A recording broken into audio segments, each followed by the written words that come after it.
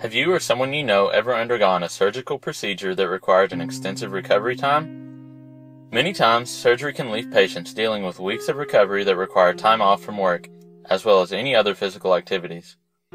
How exciting would it be if doctors could shorten or nearly eliminate the recovery time altogether? This may seem like a distant dream, but it may be closer than you think. Current research has found that this can be achieved using an injectable two-stage medical treatment. But before we detail the drug delivery system, let's examine Perthes disease. Perthes disease is a condition usually found in young boys where the femur head's blood supply is inadequate.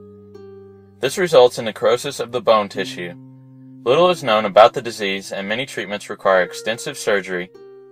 If left untreated for too long, patients are likely to have a deformed hip joint and be much more susceptible to osteoarthritis at an older age.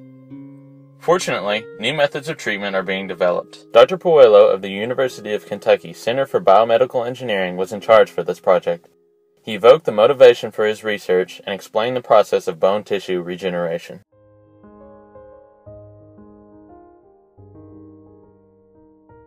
So this originated from a discussion with an orthopedic surgeon. It's a pediatric orthopedic surgeon appointed between UK and the Shriners Hospital out on Richmond Road. And he sees these kids with Perthes disease. So they end up with this condition that is life-changing. It's not just painful, but it is a destructive disease to their hip. They have major problems, and many of them need total joint replacements way too young. So he was saying, we really don't have any good treatments for them. There are non-surgical treatments, there are surgical treatments, and none particularly work well. So he wanted to see, is there something that we could do, something that we could deliver into that femoral head, ball of the leg, and see if there's a way to prevent some of that destruction.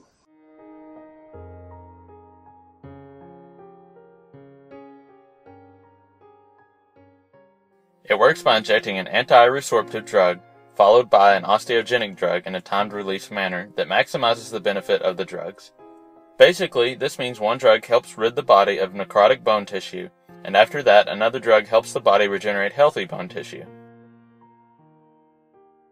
The drugs being used are not new, only the form in which they are being delivered.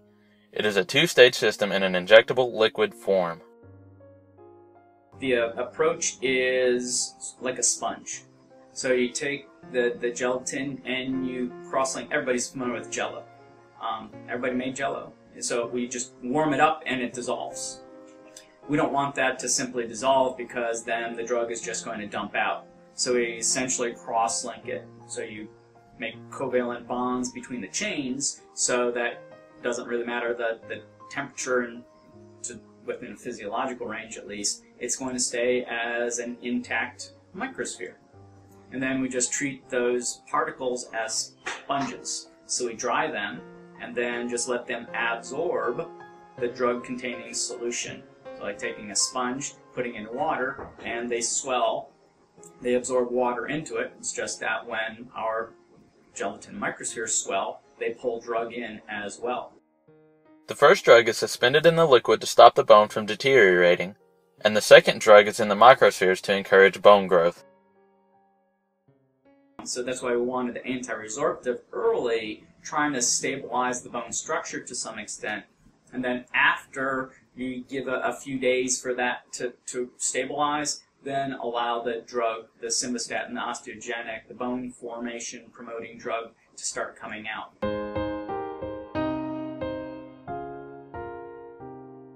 A needle going into bone, but you're not opening somebody up to do it. And then you have all that, sort of the human side, the pain and rehab, but also the cost of putting somebody in the hospital and all that. So it should be a comparatively simple procedure that seems to have some potential to work. Indeed, this research has brought hope to effectively cure the children suffering from Perthes disease.